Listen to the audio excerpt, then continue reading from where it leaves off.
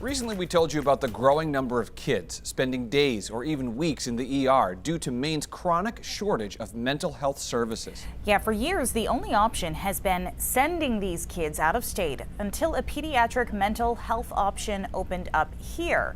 Now, right now, nearly 70 kids are in residential treatment facilities outside of Maine. While the majority are in New England, some kids are as far away as Arkansas. Now lawmakers are considering a bill that would bring those kids home once and for all.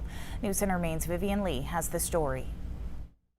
Jennifer Profano's daughter Rhiannon was only 11 years old when the family was told the little girl had to go out of state for behavioral health treatment. Her aggression and self-injurious behavior was too much for staff here in Maine. Diagnosed with autism and an intellectual disability, Rhiannon needed specialized care at a residential treatment facility. Because no beds were available in any of Maine's 4 hospitals that provide psychiatric treatment for children, the little girl was offered a placement in Pennsylvania.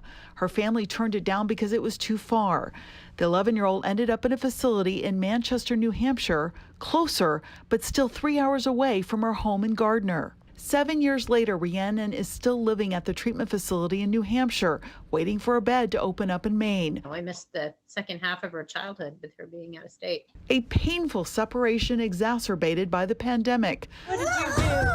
For more than a year, the family's only connection are weekly video calls. According to the Department of Health and Human Services, 68 children are living in residential treatment facilities out of state.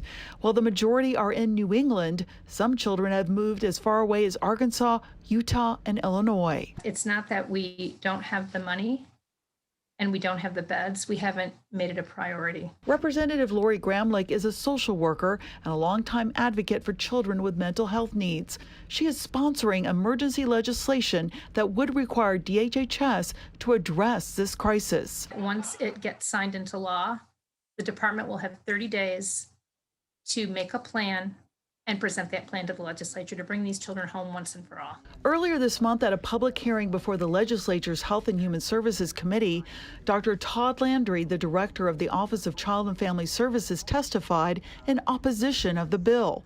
He says OCFS is already implementing a plan that includes a rate study which is expected to increase pay for providers and developing a psychiatric residential treatment facility for children. My hope is that means that some of these children or future children or youth that are being placed out of state will be able to be served in state instead. As for Rhiannon, the teenager is transitioning into the state's adult system and is at the top of the list for a mental health bed in Maine.